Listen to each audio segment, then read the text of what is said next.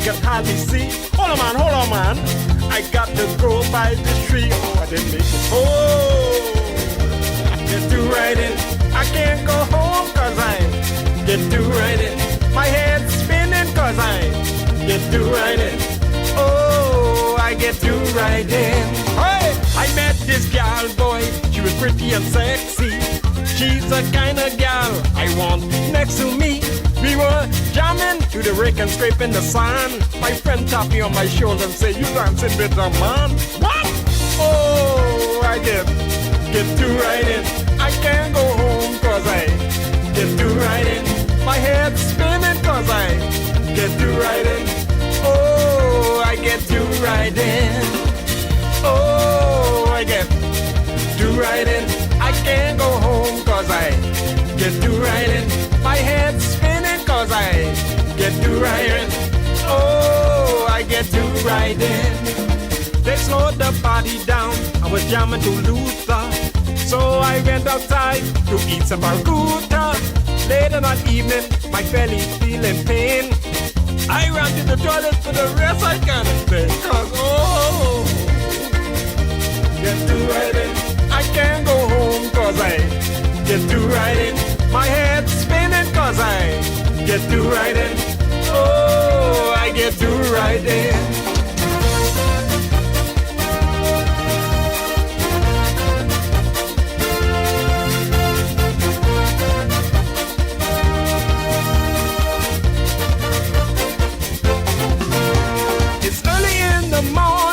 Just getting in, sneak through the back door. My wife was still sleeping.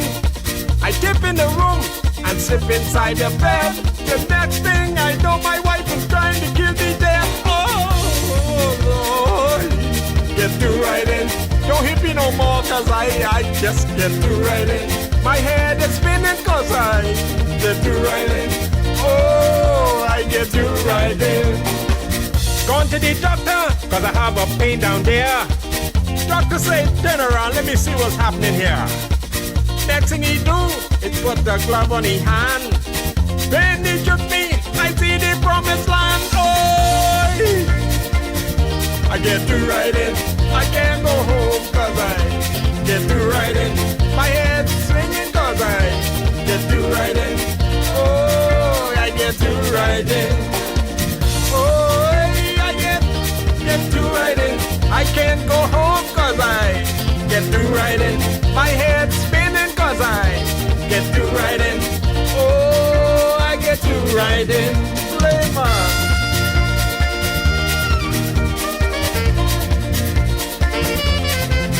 Hey. Where I go now? The wife leave me cause I can't. And everybody leaving me because I get. I go by the tree and I get. And I eat some barracuda and I get. But you know, one day I gonna be alright. Because I ain't gonna be like this. And your young people out there, don't be like me. Don't be like me, don't do that. Because you can get. So be a good boy. Oh, I get. My head's spinning cause I can't go home cause oh, I get to riding. Oh, I get. Oh, I can't go home now. What I can do? Oh, doctor, come on, doctor. Doctor, help me, doctor. Oh, no.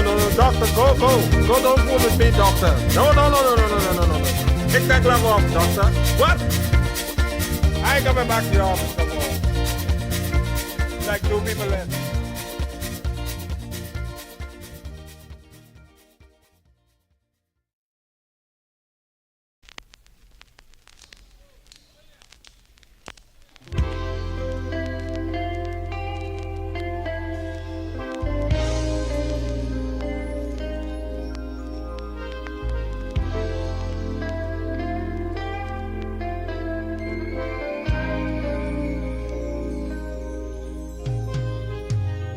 Tripping out on the morning sun, I've seen days when the sun don't shine and rain falls. Is the beginning of a day, tripping out on the morning sun. Another day, Lord, has just begun. People laugh at their dreams. What does it mean, my friends? Before the sun, before the sun goes down, they will be dying. And everyone is dying. It's the beginning of a day. Whoa,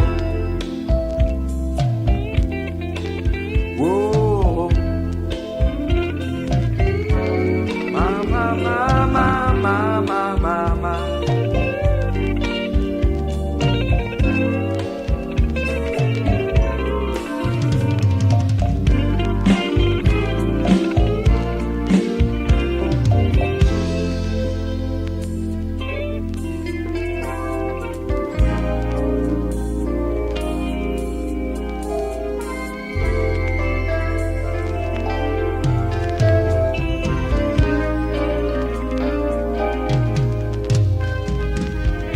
Tripping out of the morning sun is shining oh so bright, such a beautiful sight. From morning till night is the beginning of a day. Such a beautiful day, my friends. He made it this way. Lord, who's to say? Talking about a happy day. Oh, what a happy day. That is. Oh, oh. I ain't just tripping out on the morning sun. I've seen days, Lord, when the sun don't shine and the rain keeps falling. It's the beginning of a day, such a beautiful day. Made it that way. Talking about a happy day. Tripping out, tripping out, tripping out on the morning sun. Tripping out on the morning sun. Tripping out on the morning sun. I'm just tripping out on the morning sun. Such a beautiful day has just begun. Tripping out on the morning sun. Just tripping out on the morning sun. Such a beautiful day has just begun.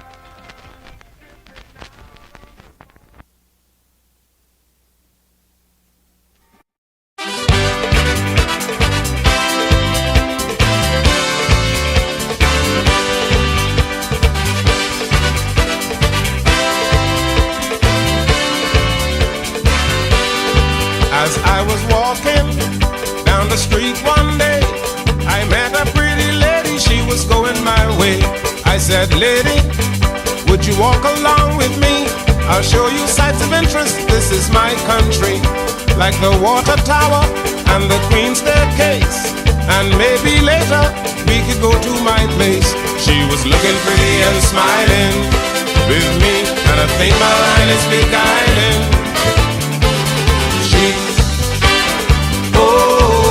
She was looking pretty and smiling with me, and I think my line is beguiling. She, go now.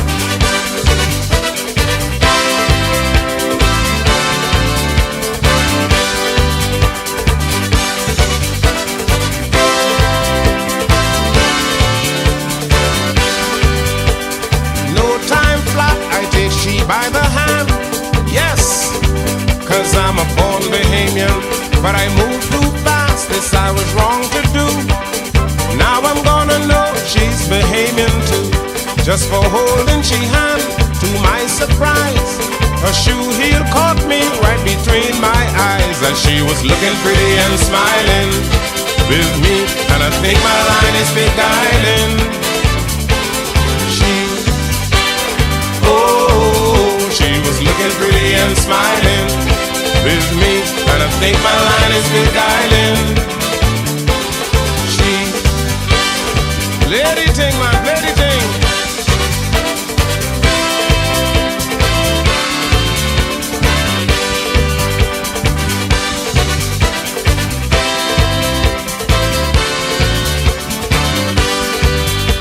One backhand slap to the side of my face, spitting out my teeth all over the place.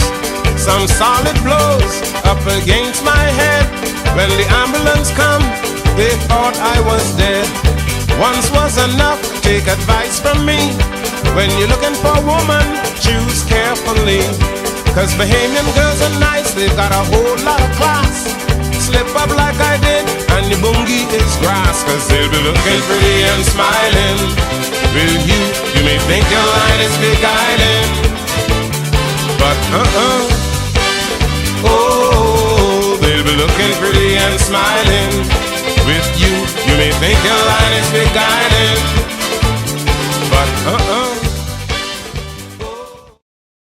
A dream where the powerful and the powerless will sit at the same table, where the haves will see the have-nots, not as burdens, but as brothers, where class will not divide us, but conviction will unite us.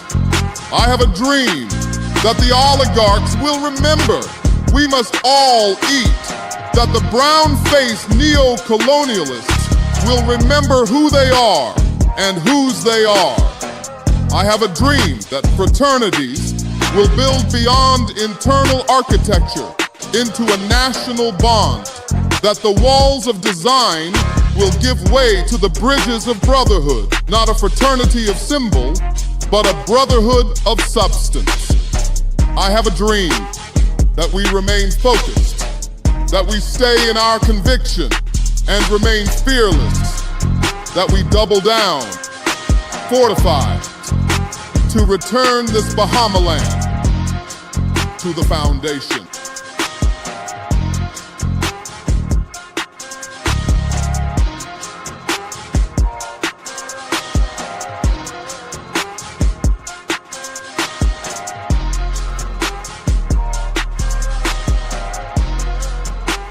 Wait, they was gon' hate, I knew it. But I don't just talk, I do it. Do it. Do it. Do it. Do it. Do it. They was gon' hate, I knew it. But I don't just talk, I do it. Good afternoon, ladies and gentlemen. We do it over here on this side with the foundation. Grateful to be in your company, always jamming with you. Happy to be here, guys. Hope you're good and hope you had a good weekend. Well, this weekend. Hope you had a good Monday. I know it was a little bit overcast yesterday, a little raining. And, I hope you guys are good and that kind of a respect and being able to do things. Grateful to be in this kind of a company. I got to be able to read something, man. My wife sent me something yesterday that a very, very good uncle, her good uncle, who I adopted. I might as well tell you, he's my uncle too now. Uncle Bill, man, Poitier, William Bill Poitier, is in significant need of some blood, and so he wants to be able to together. Let me see if I can be able to read this information that she sent me, and have everybody know. It says Mr. William Bill Poitier, faithful member of Grantstown Wesley Methodist Church, is in urgent need of blood, and he's presently at the male surgical ward of the Princess Margaret Hospital. If you are able, please make your deposit of blood at the Princess Margaret Hospital blood bank in his name, which is William Bill Poitier. Thank you so kind for your attention and your request to this. May God bless you tremendously as you give of yourself unselfishly. Yeah, so she sent me this yesterday. This is for Uncle Bill. And Uncle Bill has been, a true friend and a family member. Sometimes they don't necessarily always come out of blood, but he's really been awesome in this particular respect. You should know his son also, Alfred. They are prominent persons in our society. Uncle Bill was he assistant comptroller? I can't remember, but he was something big in the customs at some point. Then he transitioned off, and they call him back as a consultant of sorts. But he's out there, he's doing his thing, and I know this may not necessarily be the easiest thing for persons to kind of do, to give a request of something. Sometimes persons have been living their lives in such a manner that this sort of independence is what they thrived on.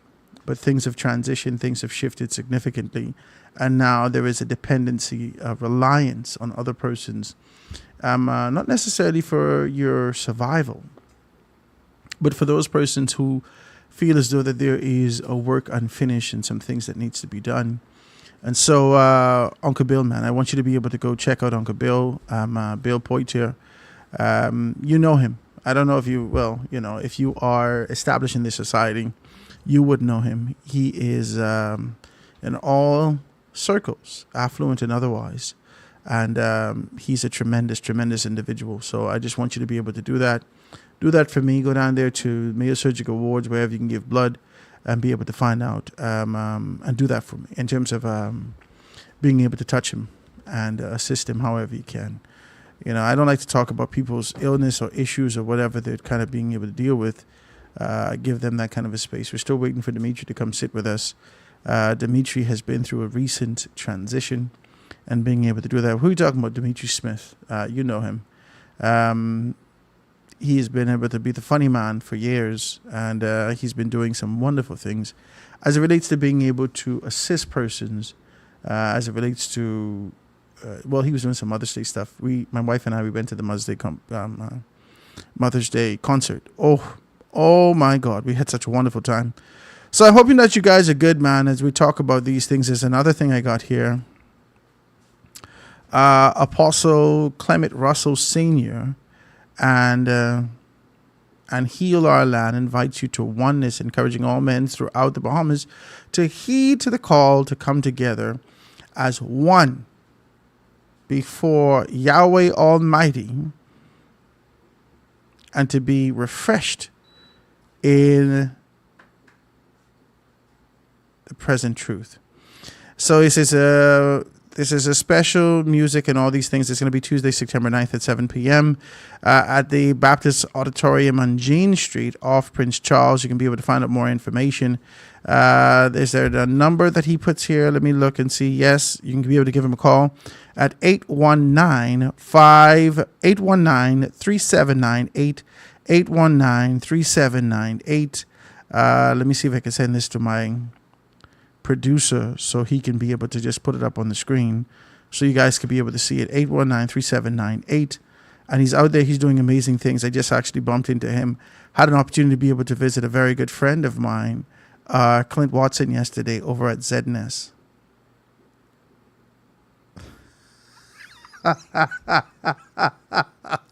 I just wanted to be decent as I said that. I slid that on you there very easy. Right? Yeah, so I had an opportunity. When I walked out, I saw Clement. I hadn't seen him in a long time. He gave me a good hail, and he just continued to be able to fight the good fight of faith and always being able to talk about the Lord and the idea of being able to move forward and make some things happen. So I want you to support him. If I could find my producer's number in this phone, I'll send it to him so he can be able to put it up on the screen and see exactly what's what. Okay, he got it. All right, so just a flyer. Just put the flyer, snap it, put it flyer on there. Guys, it's a great day, man. There's a lot of things happening out there in the city. Today is Tuesday, September 9th, 2025. We're 2 days away from being able to recognize what the free world has called one of the biggest calamities in that kind of a space forever. What I'm talking about is 9/11, right? Despite the fact that, you drop bombs on Gaza, most recently you'd have been able to hear them talk about the fact that in the Caribbean Sea, they would have dropped bombs on Venezuela, some sort of a ship that was going on there. All these things happen. These things happen. On a regular basis, these things happen. And there's nothing but relentless conversations about what cannot happen to America. Yeah, we're not here to advocate for any danger or anything like that out of America, but it's just peculiar and it's indifferent. There's an imbalance, right? You could be able to see those things, right? So, guys, check it out. I know that a lot of persons are commemorating, and a lot of persons in the United States of America are still astonished by this thing, right? As we watch people in Gaza and Palestine and whatnot, live on air as the persons in listen, this is no contrast. I'm simply saying that there's a facade that floats in this particular part of the region, this world that we live in, this free world that we live in, where you're casual in your approach of being able to do these things. You're casual. You're very casual in your approach of being able to recognize and understand that life, the precious nature of life is not only ascribed to Americans. Yeah. First thing Donald Trump wishes to do when he finds himself in this position of authority and actually capturing the presidency of the United States of America is have a casual conversation that was the introduction of gentrification. I can't even get an amen. It was gentrification. On a geopolitical global scale, gentrification. We're going to buy the Gaza Strip. It'll be the Riviera of the East. What the hell are you saying? Got the culture that exists in this particular place, forget those persons that exist in this place, and only identify what is to come through finances? The rejection of, man, listen. There's a lot of things happening out here in the world. But I want to be able to talk to you about our position and how do we play a part. How do we play a part in terms of moving forward? How do we play a part in terms of doing the right thing? How do we play a part with being able to have our minds calibrated with consciousness as opposed to being able to fall in the muck and mire of fallacy, of foolishness? How do we identify ourselves separate and apart from what's happening from on the external aspect of life? Let's talk about these things. Identify these things. I want to look in the paper today and have a good conversation with you. Bahamas Air pilot in flight Rao fired. Tracy. That's what I was trying to remember the whole time. Tracy Cooper. Did I call him Trevor the other day? I think I did. Tracy Cooper, Bahamas Air director, who's been there for some time now. He's come on and being able to give us the politically correct terminology. He was relieved of his duty. I don't know if you heard the voice note going around. Did I hear it on Channel 7 News? I think I did. Bahamas Air flight person fired. Bahamas Air put that in. Channel 7 News put that information out. And it was atrocious. It was atrocious. Airline says the captain's behavior not in line with their standards. Bahamas Air has fired a captain after the cockpit dispute in Abaco left more than 100 passengers stranded, with officials stressing that the incident was isolated and not representative of the airline's standards. Right? The disruption unfolded on Sunday, August 31st, when the female first officer refused to continue flying with the captain on a scheduled Abaco New Providence flight after he was reported to be vaping in the cockpit. She alerted the operations control center, citing cockpit dynamics and safety concerns, and refused to operate the flight with him. This is the Tribune I'm reading it from, right? So let's go slide down to page 7 and be able to see exactly what they put in there, right? They have all the information in the paper. You can pick up the paper and be able to keep abreast as to what's happening. So Bahamas Air immediately, let's read the story.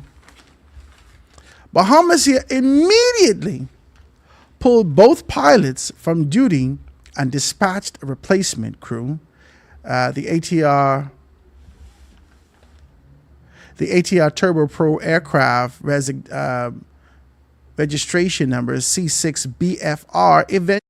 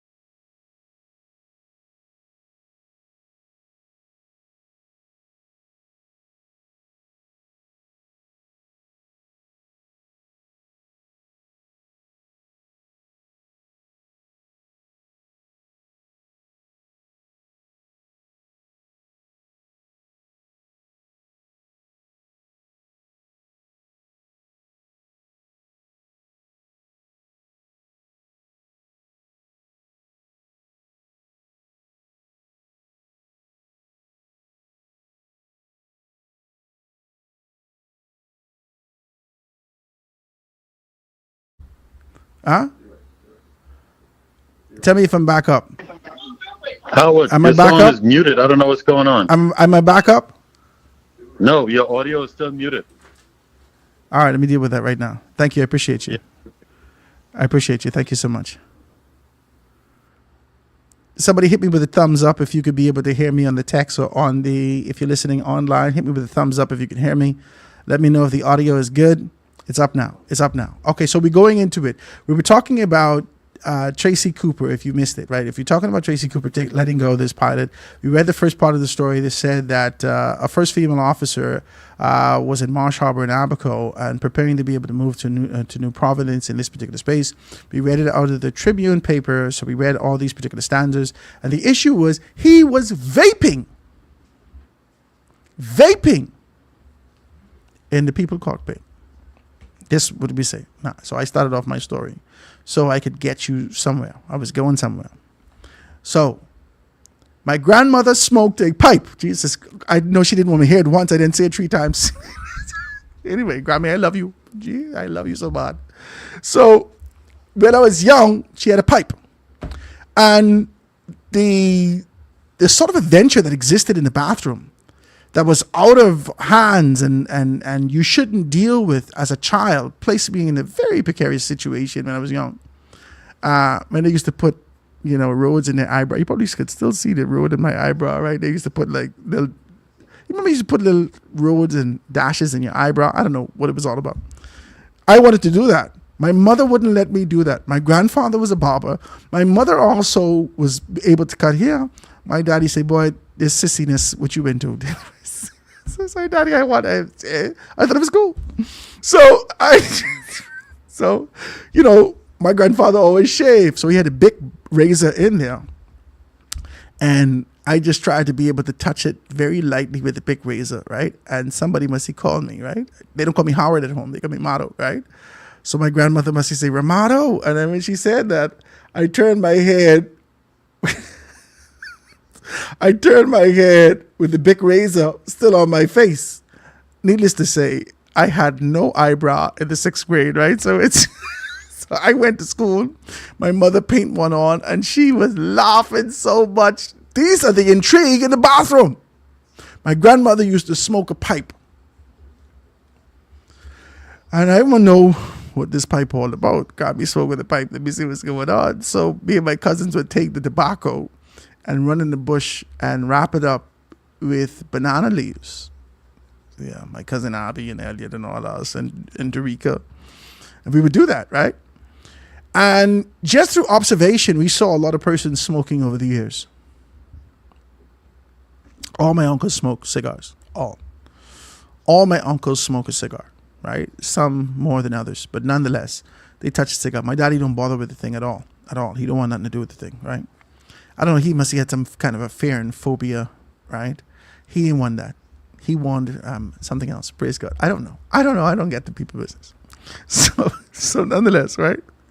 We out here smoking cigars. And there was a subconscious desire and the coming of age story of a young man where he needs to be identified as a man. And so there's some things that he does, right? And I could say there's some things that she does also. I just don't know I don't know that path for women. I don't get in that. I know but man. So there's some things that young men do to give the appearance that we are mature, we're strong, and we're men. And one of those things was smoking. And so when I went off to school to Cuba, I found myself experimenting with cigars. Right? Monte Cristo, Romeo and Juliet, Cohibas, all the variations. And listen, all these things. Whatever they had in Cuba, we had them. Trust me. And some of them give me headaches and whatnot. But nonetheless, you keep trying them. And Cubans had this culture of smoking. Everyone in Cuba smoked. Listen, I have not met a person in Cuba that don't smoke. Not. But they don't smoke like the traditional yellow pack cigarettes, stuff like that. They make their own stuff. And so we found ourselves in these positions. I smoked 4 years. And this is kind of a, chain smoking type thing. But I had a cigar. I felt like it gave me some sort of regal type, I don't know, subconsciously in my head. Yeah, boy, you was a man, but you was a decent man. You look good. You look this is the subconscious things that go around in your head. And, something happens over time, and I say, I don't think I want to smoke. Then, this is where the story comes in. I get into vaping. Vaping was worse than smoking. And if you look at this kind of an idea about vaping, it gives you the ratio of how many cigarettes it is within one pack or within one of those cartons of vape. I thought I was weaning away and this was a healthier option because it didn't always have to be. I never got one with nicotine in it. This didn't always have to be this, right? And I said, I can't even do this. This is crazy. Anyway. The entire idea of this is to be able to talk about the addiction associated with this. This is not an excuse for the gentleman. But this is an addictive thing. I watch people vape in professional environments and they think it's good because it has a good aroma depending on what you're smoking. It has a nice aroma depending on what you're smoking. You could make it smell different and so forth and so on. It's great stuff in terms of the aroma, the scent. But to watch you vape in these spaces is peculiar. And in a cockpit, cousin, is bananas. In a cockpit? And you telling me don't smoke on a plane? You telling me don't smoke on a plane? So you in the cockpit smoking? And only because his first officer said something, we find this being able to come to the forefront. And I agree. Bahamas Air has always been professional. And there was like a social mantra that always kind of floated about for Bahamas Air. Yeah, you might not get there on time, but you could be safe. This is like what people say about them, which is peculiar because what's the safety record of other planes in the country? You know what I mean? Like, okay. Almost to say that them other planes ain't safe, sir. But Bahamas Air has always, despite sometimes, and I think that they're working on it, as it relates to being able to do better in terms of their arrival, Bahamas Air has always maintained a level of professionalism. And I must commend them for that. Bahamas Air has always been on the cutting edge, even if they have not historically been the most profitable entity. They provided elements that is essential for travel, right? And opportunities for persons to be able to go off and do some space. Yeah, they give persons great opportunities. A couple of my family members work to Bahamas Air. And the caliber in which they work will not differentiate from what you see in American Air. If you remember American Eagle, my mother used to manage American Eagle out of Grand Bahama for a long time, right?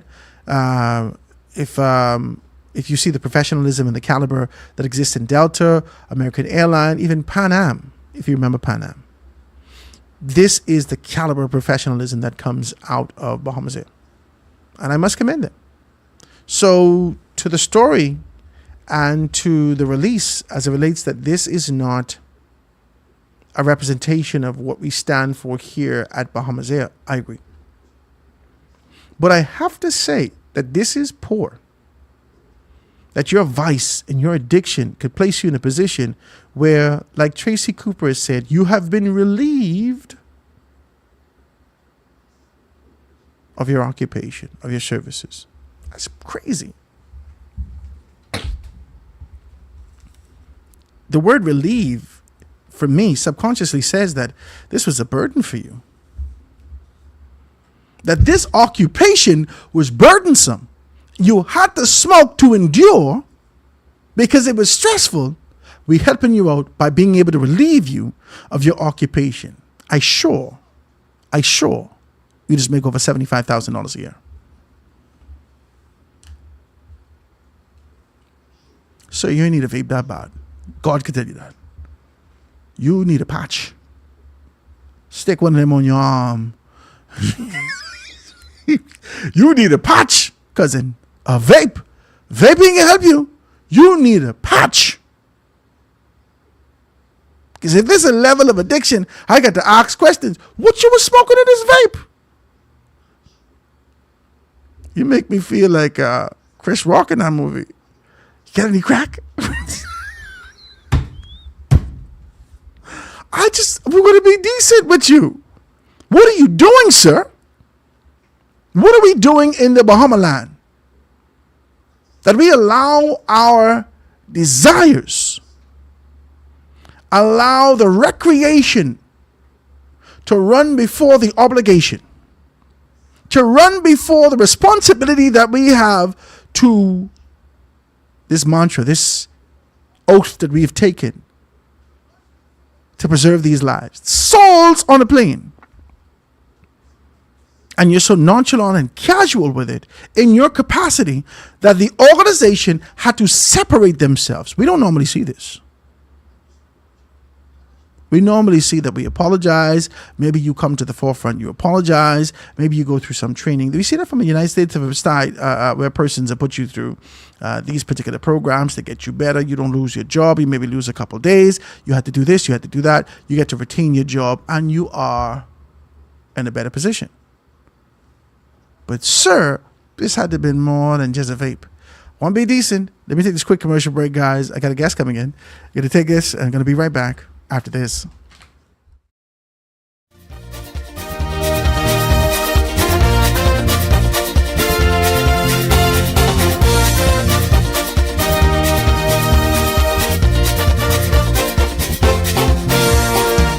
On the island, everybody chatting and winding to the rake and scrape in the graveyard inn. The music's all sweet, everybody's sculling, drinking up the sky juice. We got to ride in. Oh, I get to ride in. I can't go home 'cause cause I get to riding. My head spinning cause I get to riding. Oh, I get to riding. Hey!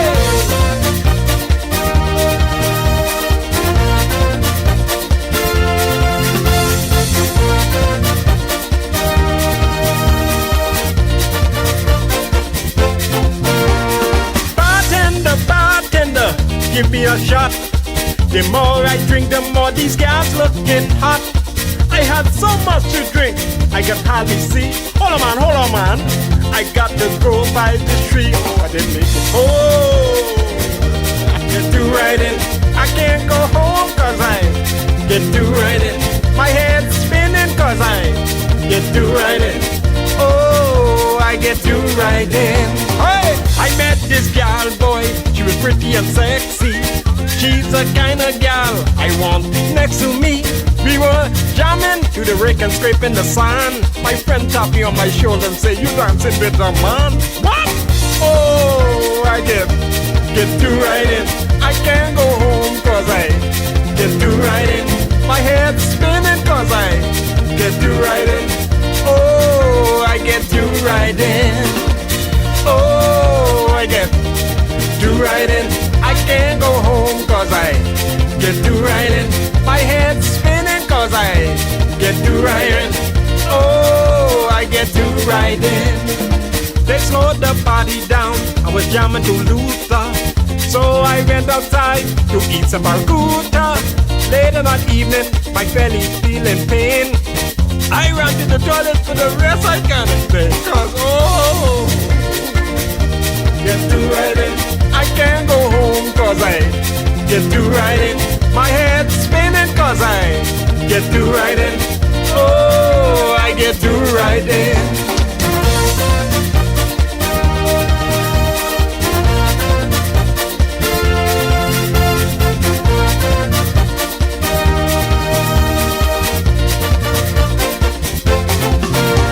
It's early in the morning, I just getting in.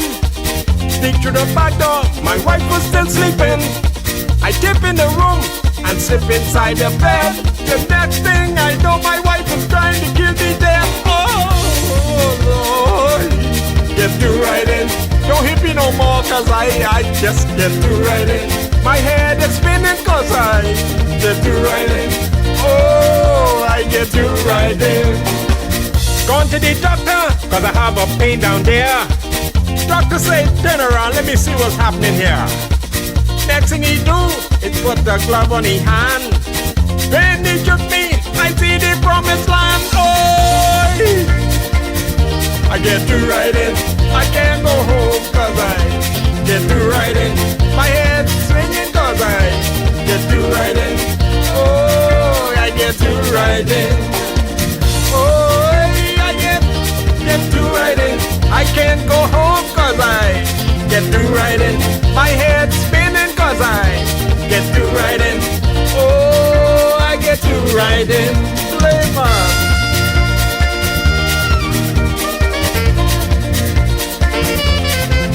Hey. Where I go now?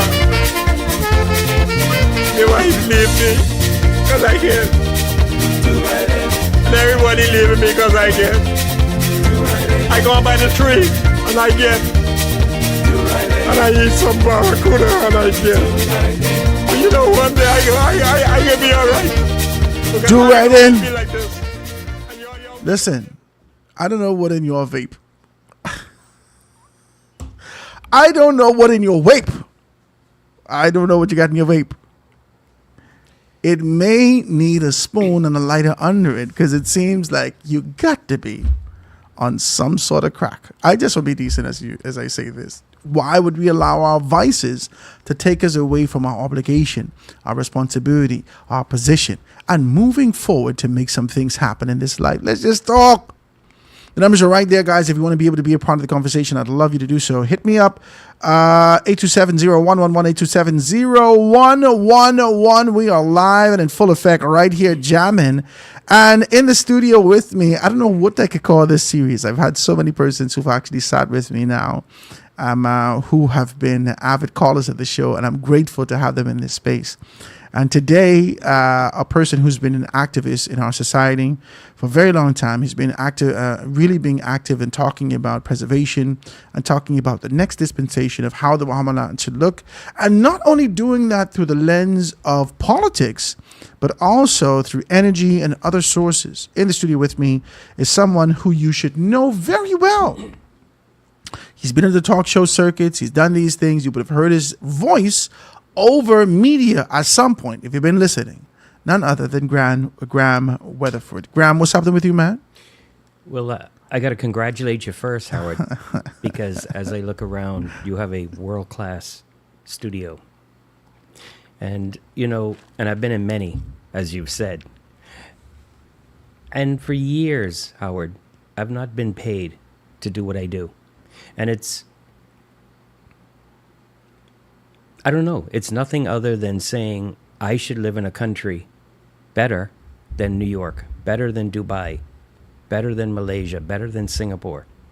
With the few thousand people that we have in our country, we shouldn't compare ourselves to nations with millions of people. I always say it one way. I try to keep things simple. I don't like to use big, complicated words. If I have $100 today, right? You and I are going to get some solid lunch, right? Mm-hmm. But if we have thousands or millions of people here, we wouldn't even get a patty. So people say our numbers are small. Well, so is Bermuda. So is Cayman. And these people are eating our lunch, despite us being the richest country in the hemisphere in the 1980s, according to the International Monetary Fund and the World Bank. How did you slip to number 3? What did we do right or wrong? And we're going to talk about that, but let me, you welcome me, so let me let me say good afternoon to you, because I feel more free speaking in this space than any other space I've been in. And that is happening worldwide. And what's nice is... That's crazy, Graham. Isn't that crazy? That's crazy, Graham. Other places I couldn't talk as quick. I had to talk slower because I had to think about the words I said and the repercussions of those words as it pertained to the regulator. The views and opinions, the little slogan we have before every show on those other spaces. Mm-hmm. What's upsetting is there's still repercussions even in this space, and it shouldn't be. We should be allowed to speak freely. But this space is a representation of a facade that was projected upon the Bahamian people in 1993. With the opening of the airwaves, there was an expectation that transparency would be the forefront, that freedom of speech would reign, right? Yeah, with responsibility, with being able to keep it in line and not to be salacious in those particular, and be responsible, of course. Yeah. But that didn't happen. We saw a lot of news houses take on the same concept that they alleged ZNS was doing, right? When they say that ZNS is for the government or ZNS is for this political organization or that, they picked a side. They made these allegations against the National Broadcasting Corporation. Yep. And they became the exact same thing that they despise. Isn't that crazy? And it's not where anyone else can start up to even be independent and compete. Because in that space, there's only so many frequencies or allocations, or the regulator says we can't have another one of these things. And the costs are prohibitive. But in this space, everybody, you notice what's happened in media? The big media houses, networks, ABC, NBC, CBS, and, CNN, MSNBC, Fox, and BBC, and they're all in trouble now because what's happening is you have spaces like TikTok where this phone and every single person on the planet becomes a reporter. So if someone, the other day, I believe they had a shooting in Israel of a bus. I didn't go to CNN. I never go to CNN or anything. I went to TikTok because everybody on the bus and around the bus had a phone. I go to my guy, Dylan. I think his name is Dylan from Daily News. Yeah. He is solid. I always enjoy his stuff. And that's just what it is. I think a lot of things are shifting, and a lot of persons a lot of persons take on this kind of a perspective and this kind of an idea that says you got to go to these. Well, we in the Bahamas, and this may be a good thing at this time. We in the Bahamas are kind of 10 years behind. Yes. We're a decade behind. And so this progressive technology that exists externally around the world, we're catching up to that. And that can be good for the persons in our community, in our society that has foresight. So if you got vision, you know how to prepare yourself for the inevitability. And what I appreciate about the Bahamas is so unique. While they say we're 10 years behind and we're backwards, how many Americans are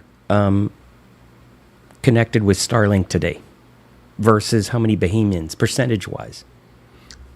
All out islands and per capita is what you mean. Yeah, per capita. Mm-hmm. And so we're cutting edge and backwards simultaneously. And I'd like to change that. I said years ago I'd like a nation with smart people and dumb phones. I don't want smart people and dumb phones. Yeah, I don't like smartphones and people that aren't smarter than their phone. And so, in 1973 we did some things. In 92, like you said, we opened up air. We thought it was a change, right? Mm-hmm. And now your generation is feeling what my generation thought was freedom, but it ended up being worse incarceration, digital incarceration, because we all got to listen and talk on radio and be distracted instead of worrying about the things that mattered. How many billionaires have we made in this country from 1992 per capita? And how many millionaires per capita? I think our country is kind of at least churned out about 10, but they don't belong to the country. So percentage-wise, that's a failure. Yeah, but I'm saying it's an even bigger failure because they don't belong to the country. So when did the model kick in that we need somebody with a big boat or a big hotel to come here and tell us how tourism has to happen? That's a concept that existed under the Anchor projects. When the first, after colonialism, right? The transition of colonialism into neocolonialism, because that's what happened. Let's just be straightforward with that. Mm-hmm. The transition between colonialism and neocolonialism and the introduction of Bahamianization, when that didn't necessarily take off the way that it was supposed to, it was supposed to be paired with Bahamianization to bring in these entities, all of these big projects, and train Bahamian persons on the job. Now, the big projects or the Anchor projects came, but that training for the transition never happened. So they kept the element and the structure of being able to bring the big stuff in. And that's just what it is. You saw under the last administration with the PLP in 2012, you saw Perry Christie, former Prime Minister Perry Christie, take on this kind of he was avid about this idea of Bahama and what it can do and all these things like that. And the world had already started to look at boutique hotels. The world had already started to look at a different model. This model that exists for tourism right now is a model that was set globally by Stafford Sands. Ain't nobody want to believe that. In the 50s. Ain't nobody want to believe that. But it's what happened in Freeport. Ain't nobody want to believe that. Stafford Sands set up this thing. And persons in Hawaii said, wow, this is a great model. Mm-hmm.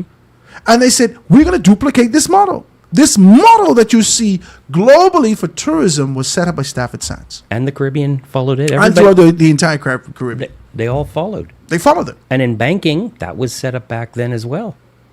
And everybody kept following it. Where's the new creative big thinking? That's what I'm telling you now. In tourism or banking. The shift that is happening. And this is why I continue to be able to talk about. I'm glad you jog my memory like this. I enjoy these kind of conversations. Let's just be very clear, right? I've often said that the Ministry of Tourism needs an arm where creative thinkers can be able to interject and have a think tank about the next dispensation of how tourism should look in the Bahamas. Okay? We've heard about Airbnb and the inception of Airbnb and how Airbnb started in San Francisco. We heard these stories. I don't know if you heard these stories, but these stories are told. Airbnb started in San Francisco when they had this kind of a big event, whatever this was, right? It was in one of the Sands, whether San Diego, San Francisco, San Andreas, I don't know, one of the Sands. It was in the Sands. And they had this, I think it's in San Fran though. They had this thing, and it was so many different conventions happening in the space. There was no hotel rooms. So a group of people must have rented this kind of a loft or something like that. They stayed together and they started to brainstorm of what happened. And one of the persons said, I remember something. I went to the Bahamas when I was younger on a people-to-people program, and we stayed at people. Mother sicket. Mm-hmm. You mean to tell me we are inspiring billionaires and the development thereof? I told you, the Bahamas has created a great deal of billionaires, Well, but they don't exist here. Bimini and Abaco also had this model of owning the bed, the sheet, the pillow, the taxi. You want to rent some flippers and goggles? They own it. The people own it. Remember Dorian? We lost 1/3 of our tourist dollars. Remember that? Mm-hmm. You know why? When Abaco was hit, you lost 1/3 of the tourist dollars. But they don't have a big hotel. They don't have a big cruise ship. So how were they 1/3 of the tourist dollars? Because they own every aspect of tourism. Here in the capital, we don't own the tourism. We just work in it. We don't own the bed, the sheet, the pillow. But that's what they want. See, there's a labor? level of lazy. Then they call us lazy. No, but that's lazy. Mm-hmm. So we keep talking about this sort of an idea of the pursuit of success and the idea of pursuit of content. It's kind of a contented space. And I tell this story, and I only tell you my business. I don't tell you other people's business. I try not to. But I tell you this story that every job I've ever had from a formal standpoint working for people, I've gotten fired. And I thought that there was something wrong with me. I had a friend tell me one time, we were in a group together, and he was a part of the group. It was a Christian group. It was called Men on the Move for Christ. And we would pray together and fast together and talk about great ideas and how we can be able to build together.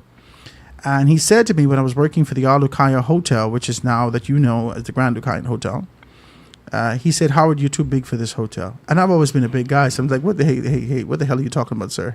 All right, I'm not as big as the hotel. I'm good, right? So he says, no, Howard. He said, the way that you think and the way that you move and the ideas that you have is too big for a confined space like this for just mere occupation. You need to find yourself in a position that you can work.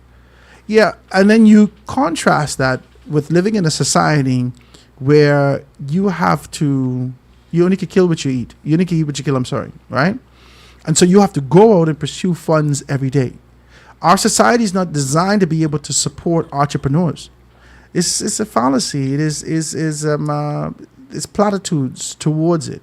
It gives you political brownie points that you're going to be able to do it. But for the most part, historically, administrations has not focused on the thinkers, the innovators, the entrepreneurs, the startups. They haven't done that. They placed more emphasis on... From school. This starts... From school. Even before school. They place more emphasis on those same anchor projects. Listen to me. Go do your history on Sarkis Ismailia and realize who had the money in his family. His father. Mm-hmm. He had come right out of school into an opportunity. He didn't have any life experience per se. He had come out of school, he was a young man, into an opportunity that was mammoth, $3.4 billion. But we can't be trusted with $150,000. Oh, you black people, you're gonna steal that. Talk to me, Graham. It's not just black people. He always just pull himself in that. The cocky Jews in that too. Go ahead, Graham. Yeah, only 1% of the light-skinned people in this country have wealth. The rest are broke.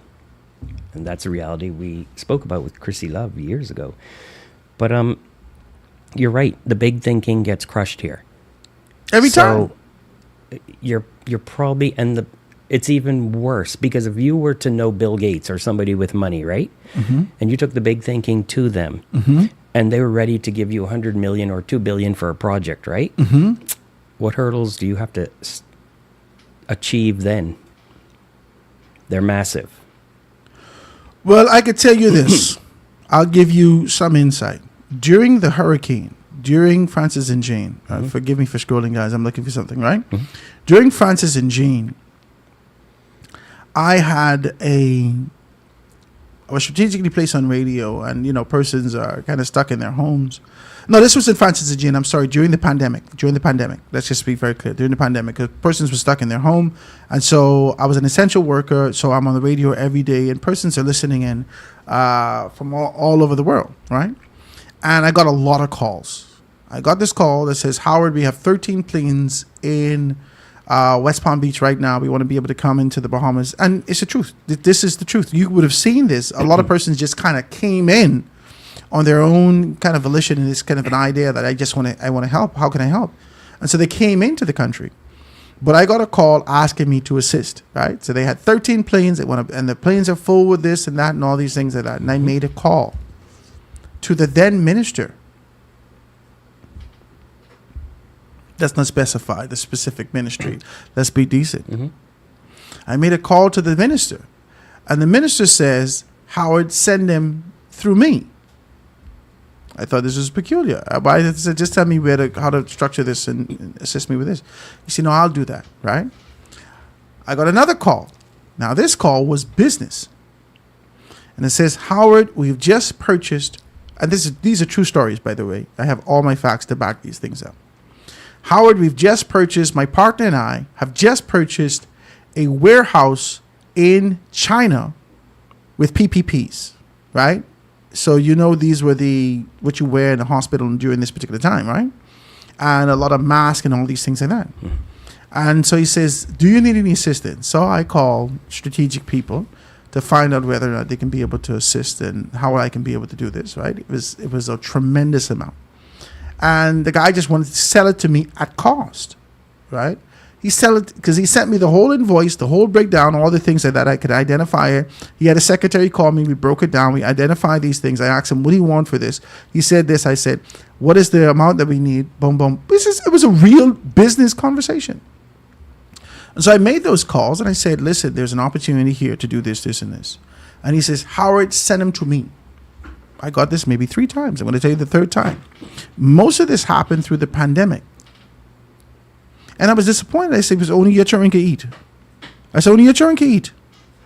My children can't eat nothing. They must eat grass. And it can be brown in a minute because you wouldn't even allow it to get watered. Wow. Just grass. So the deal fell through. Boom. Because I'm not stupid. I'm not going to do that. Right? And not to be selfish, but this business. Okay. How many of these type of events happen every year, you think? Right now. Yeah. Tons. And so does that hold us back? Tons. Our leaders need to be identified as gods, many of them. How do we get around that? Do we have a ministry of development? And if it's your idea and your investor, then you head it up? But we involve our people? Men have circumnavigated this for a while. Bahamian men have circumnavigated this and recognized the challenges that they had. And they went across the pond, identified some lily white person from a cul-de-sac, gave them a necktie and a briefcase and said, come into the country, do this, this, and this. They would have gotten the contract, but the beneficiaries of the contract and the bulk of the contract goes to the black man. Many persons don't know that. They would tell you that you need a white face to put at the front of these particular things. And that's how they've been able to circumnavigate that.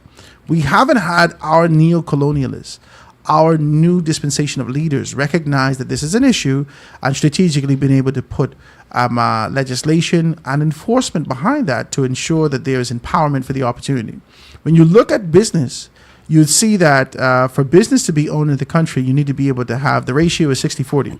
So you, as a Bahamian, you have to retain 60% of this particular business, and the foreigner retains 40. Now, how the hell that can work? The foreigner's not, if it's your money, you're not going to want that kind of setup. Graham, listen, I try to ask you, but I don't have no money. No, but I'm saying if you were the man with the money, okay, you say, let's do a studio, right? Is your idea, right? Is my money. And you're going to say you only give me 40% though. It's my money. I spend all the money.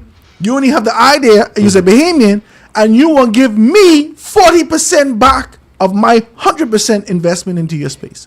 Now, I could see if I was putting up the land, You understand? All I put up was the money. Now, what persons do to circumnavigate this and find themselves in the position of being able to move and grow, they often set up the business so from a legal standpoint, you could be able to see it 60-40 on paper. But there is an additional business contract that identifies who is The boss. the boss financially. If you have a good lawyer, you set this up. And the lawyer will say, all right, this is how it's going to go. When you pay this particular person back, this is the interest that it needs, boom, boom, boom. And then, it can kind of stretch out 36 months, 48 months, who knows, however you decide to be able to stretch out this contract. There's one contract that you present to show Howard Grant owns this business on paper. 60% of this business belongs to me. But there's another contract that you don't see that says Howard Grant is broke. I ain't got no money. The persons who actually have the money, this is what is done. Let me tell you the third thing that happened to me during the pandemic. Just before the pandemic, I met my business partner and I had an opportunity, right? We always doing business. He's always in the States doing business, right? And so he came across this guy in the casino. I think he was in Hard Rock Cafe, right? In the casino. He calls me. He called me from the casino, right? He said, Howard, I met this guy, boom, boom, boom, right? And so I met the guy on the phone. So I say, hey, man, what's up? Just talking business to the guy. And so the guy says to me, hold on, let me see what this is. My phone sucks. Every time I try to touch it, it dies. Call back, guys. If you're watching the show and you want to be able to see that that was a private call that just came in, please forgive me. I miss your telephone calls, so call back and we take your telephone call right away. That wouldn't be a problem. Okay? If we had to give your phone a color, what color would it be? This one here?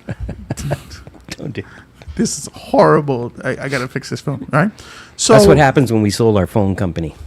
No. Think it's your phone? I don't think it's a phone company. The phone is in poor condition, right? Okay. So he calls me from the Hard Rock Cafe and he says, hey, Howard, what's up? Black guy, right? How do I know he's black? Bahamian? No, my Bahamian business partner is in the States, is in South Florida. Mm-hmm. He's at the Hard Rock Cafe, right? Mm-hmm. And at the Hard Rock Cafe, he runs into this guy on the table, whatever he's playing, craps or whatever he's playing. I don't know what he's playing, right? And he calls me. I guess they get into a conversation or whatnot. He calls me and he says, Howard, okay, this is a call coming through. Let me see if they can take the telephone call. Caller on the line with us live. Go ahead. How you doing, Dr. Grant? I'm fantastic, man. You are live on the air with us on the foundation. Go ahead. And thanks and to your guest, Dr. Graham Ford. I wanted to ask a question. Can you hear me? Yes, sir. Go ahead. Okay, I'm listening to the point which you're making about the man with the vision versus the man with the money, and why would the man with the money not be able to get the majority share of the business? Mm-hmm. I wanted to just add with the intricacies the fact that if you have money, right, and you don't know how to run the plan, what you think has happened to the money? Gone. You lose it, right? Yeah. So that's how important the man with the vision is. You can't be successful if you invest in a man vision who don't know the vision, but then the man with the vision, you don't want to give it to him because it's his vision. He owns 100% of it. You come with just a component of the money to make it happen, but without the vision and the plan, the money still wastes. That's true. That's just the reality. That's true, but as a man with the money, he's not necessarily concerned about vision. He is concerned about profit. You ever watch Shark Tank? They don't take what? The little percentage? No. When you look at what they get in perpetuity. Were you a startup too? What happened in Freeport? A startup. The man with the vision. Startup. Gone. Because if you're expanding your vision and you're looking just to expand, because sometimes people approach it that way if it's startup and you don't know how the business will work out. But if you're an existing business and you're looking for money to expand because you know that you could make more money through this expansion, you just need to access this capital. Why would you want to give a majority of share of your business shares for some capital? Well, see, that happens, and I think that's a unique scenario because a lot of the businesses aren't established. Locally, when we're talking about business, we're not talking about persons who are established. We're talking about persons who have a vision, an idea I agree for with that. what should and that's happen. why I want to rule of thumbs. I'm listening. Go ahead. Is No, another that's point. why I said when I used to do consultancy for businesses, one of the rule of thumbs is I always tell persons before you go and acquire or look to seek investment, operate the business, get it to sales, because now you have something that you can build factual information to the investor on when you talk about how you know the potential of the business, because you already started to acquire sales for the business. So I tend to always tell persons, if you start, now try to bootstrap, get it to some sales, kind of understand your business, follow your plan, and then once you start to see that you know how to tap into the market, penetrate the market, or even generate sales for your business, now an investment climate would be, or opportunity would be good for you at that point, because now you only need more money to keep doing more things. I like it. You show the potential, and you just need some gas to make it go. That's it. Yeah. That's I like it. Or you may just have gas, and you just need more gas because you don't have enough to get to the destination, to get to the jackpot. I like it. Why do we hold money away I from appreciate our your telephone people? call, my brother. I Yes, know my who this brother. is. I know if you want me to call your name Yeah, on you the call my air. name 'cause Okay, you know, Hanchel. campaign, Yeah. Okay, Yes, my Hanchel. brother. You running this year? Yeah. Next Every year? year. I run in Gardens again. You running Gardens again? So, yeah. Good Really? to see you all, brothers. Love you all. Have a good day. I appreciate you, man, Hancho, man. Ladies and Yes, gentlemen, sir. that's Hancho I'll being able continue to listen. to talk about these things. But one of the issues that we have with that particular scenario, that is a challenge in our society, is the desperation that we have as men. In a society where consumption is God, where we have to pay to survive. I stopped at a store the other day, and the guy says, "Hey, hello, sir." And I guess my size and color is attract everybody to come ask me for something. I don't know, right? So the fella say, "How you doing, sir?" I had an older gentleman. He had to be in his 60s, almost 70, right? And if he's not, so you look horrible for your age, right? So anyway, he's outside the store, and I stopped right there on what's that, East Street North, just before you get to the hill. Right there by where Kiki them is, that little store right there, right? KK, I'm sorry, not Kiki, KK, right? And so I walked in there. He says, "Hey, how you doing, sir? You all right?" I said, "Everything is good, man." So he said, "I can't bother you to buy me one butane." I said, "Butane? Yeah, buy me one little gas." So I said, "Buy you a gas? $2.50 for the butane gas for you to be able to have your Stove. hot plate, your little stove, right?" I gone in there 2 for $5, right? I buy him 2. And I gave it to him, and I thought about it. This dude didn't ask me for $1. He asked me for the survival. That's the society we live in. Every day we consume to survive. And there's no opportunity, there's no help. We don't have no gardens, we don't have no nothing to be able to survive for ourselves. We depend upon what we have to purchase. And so when you find yourself in this position, especially if you have a family, and I know about this, Kareem, because I got my family and I got these dreams that would not stop. I got this vision. I got this. My wife looking at me right now, trying to figure out, okay, now when are we going to be profitable, right? She looking at me right now, trying to figure out, okay, now we need to start, because this is an investment. This is an investment, right? And give God praise that I'm creative in how I do my things, right? But nonetheless, a lot of persons find themselves in this position that they're not willing to depart with the little that they have, no matter how rich, strong, and convicted they are of this dream that it would not stop. They're still not willing to depart with the little that they have, because it's only little, to get to the greater. And that's one of the issues that we have in our society. And so you look for an angel investor. You look for someone who can pour into these concepts. You look for some startup capital. You look for something that someone can believe in your vision enough to throw you a bone. And that's where we are. You didn't let me get to this third story yet, you know. Third story, Hard Rock Cafe. Let's see if I can finish it now. Hard Rock Cafe calls me, meet the guy. Black guy knows a white guy.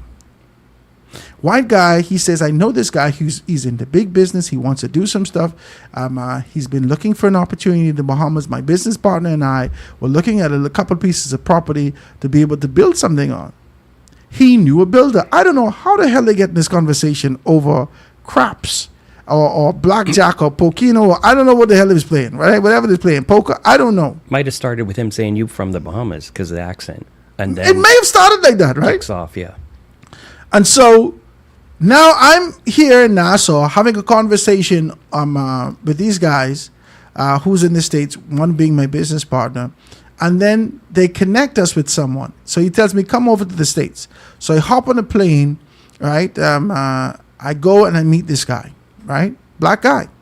We met up at the mall. He started to talk to us about business. He introduced us to the son of the businessman. There's a lot behind the story that I care not to get into, right? The plot But thickens. anyway, the plot is very thick. So he introduces me to the son of this businessman. The son says, yeah, man, my dad does this and that. He built the Hard Rock Cafe. My dad, business partner, built this, and he built these golf courses and this and that and all these things. I say, okay, no problem. So he introduces me to his father. This is how business happens in the world. He introduces me to his father, right? So me and my business partner right now, we in Lauderdale, we in West Palm, and we meeting all kind of people. The partner sat down, talked to us about concepts and ideas. I told him exactly who I was. They do Google me. They do all these things. They did their research background and so forth and so on. My business partner also, trying to be able to figure out who we were. We did the exact same thing with them. We tried to make sure that they're legit businessmen, so forth and so on, did what they had to do. And we forged an agreement. I still didn't meet the big man yet. The King Cobra, I haven't met him as yet. And after we've done all of this and we worked out all of this stuff, they finally came me to the businessman. And you was feeling good. Don't lie. Listen, you ever play Mario Brothers? I said, okay, yeah, we got to that. And he didn't meet in sort of a neutral location. He met at his home. He lived in a gated community in West Palm Beach. And in this particular community, his neighbor is Michael Jordan. His neighbor is Michael Jordan, right? And this is an affluent, uppity area. And he invited me into his home. He is an owner in NASCAR. He's also known in NASCAR, right? And so we start talking business. We start talking concepts. We start talking prospects. We started to look at some businesses that we want. We had a good team. We brought him down. He came down in his private flight. We introduced him to the Minister of Tourism at the time under the Free National Movement administration. Diagala said, Howard, how the hell, right? Diagala, if you don't know Diagala, he is loose a couple words sometimes. Anyway, he gave me some choice words. How the woo did you do this, right? So I said, I don't know. It just happened. So he said, I can't believe this. So I had already convinced the guy to be able to invest significantly in the Bahamas. I told him to build a school. I told him to do this. I said, we're going to sit down with the government to see whether you could be able to develop some homes, because this is what he does. So I can say, we can do this, boom, boom, boom, boom, boom. I sat down. Diagala was blown away. And by this time that we sat down, the hurricanes had already hit. Dorian had already hit. Okay? So we revived the conversation about being able to build and clean up Abaco. I telling you the truth. I ain't lying, not a word of lie. I telling you right now. We came up with a concept to be able to dredge all of the debris out of Abaco into South Carolina. They had a humongous kind of a pit. I don't know what it is, right? That's a site. And we got two big dredges, right? Two barges. He had all access to all the bulldozers and the this and the that and all these things like that. And we came up with the concept, and I pitched this concept to the DRA. The DRA put me through it, which was John Michael Clark. John Michael Clark enjoyed it. He said, okay, Howard, we like this, we like that. I said, how do we do this? How do we go about doing these things? Is there an RFP that we go? How do we put a tender? What do we do, right? So we just was trying to figure out, are you guys going to clean up Abaco properly, right? So John Michael Clark eventually, because this didn't happen initially, eventually said, we're going to decide to be able to let it kind of wither away. They didn't help you with the ease of doing business They didn't as help a me with Bahamian? a damn thing. They didn't help me with a thing. In fact, when they saw me bring the bright players. man, the big white man, right, in these places, everyone looked like, Jesus, where I would get this man from, right? And he sat there and he did real business. And he said to the Minister of Tourism at the time, there's supposed to be the NASDAQ 500, right? The Indy 500, something like this, right? Yeah. And he says, Howard, I'm going to take my vehicle, and he bring the 3D model, right? He says, we're going to wrap it in the Bahamian flag and put all the islands of the Bahamas and support it. And whatever we make, boom, boom, boom, right? We'll give it to the Ministry of Tourism. We'll give it to the Bahamas. We'll do this just for recognition for what you've gone through with Dorian. Listen, this thing was airtight. They still tell me I got to go through them because they ain't on my board. They ain't making no money. They ain't getting nothing from this. And all they could say is, Jesus, we can make Howard a king. We can't do this. This is the problem that we have in this country. So that's where I just asked you how many. I never asked him for that job. No, you see, I think what we I never threatened nothing to do with them. what we fail to realize, if we make more kings, right? It's going to make us look good as the people governing. But we're scared to let it go and let it blossom. Now, I ascertained something out of the last 20 minutes. I need to stay out the sun more. Yeah, if you were a little bit paler, you could get some things.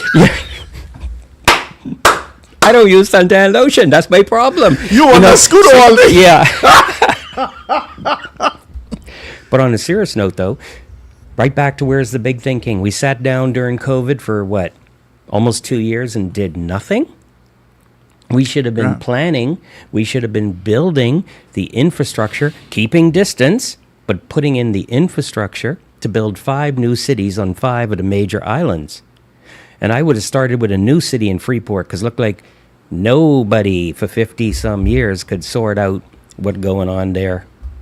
Not in the capital. In Freeport, because the capital could be turned into a city that looked better than Dubai, in my head. A carbon-neutral, crypto-smart city. With overhead transportation. In Grand Bahama? I sat with the Minister of Tourism I on don't think radio that could almost too much. Remember that? The New Day show? I don't know if that could work. The reason why I say that is because of the inclement weather. We don't know the position of what's happening With the hurricanes. with the hurricanes. And that's why I said move it to Andros. All of the other islands in the Bahamas protect Andros from the Atlantic Ocean. You notice that? We never had a Category 9 hit Andros. And Andros is big. You can grow your own food. Andros has water. You can make electricity from 9 different sources. But water is expensive to make. They do it in the desert in Dubai and Qatar and other places. You know, it's very sad that we've done the story of the talents in the Bible. We just buried our talent. From the number 1 wealthiest country in this part of the world. Because it's hard for you to be able to allow that thing to blossom. Do you know? Okay, so, and this is biblical wisdom also. You don't just let everyone know everything that you're doing. But the difficulty that you have in this society is that there are people who deliberately, specifically working against you. They want to destroy you. Why did we not They make don't education? want you to have nothing. Oh, we know that. All kind of syndrome. And it's sad because we should have made education number 1, not D. Because smart people vote for even smarter people. If you were Prime Minister today and you allowed, with proper due diligence, what you just explained to happen, right? For a Bahamian. But it goes back to what Lyndon Benton says. I want to create at least 100 millionaires. I think we could create 1,000 millionaires that could change the dynamics of this country. But if you do that, then the people won't have dependency upon their members of parliament anymore. And if we don't have a dependency on the members of parliament, then the political organizations will have the responsibility of actually having to produce. There you go. So the members of parliament and the leaders would have no fear or risk, right? Of being, you saw what happened in Singapore? When the leader died, they did CPR on him for about half a year. They didn't want him to die. You can't die now. No, you can't die because now. he helped everybody move up. And the same thing's happening in the United Arab Emirates in Qatar and Doha. You know, release the people.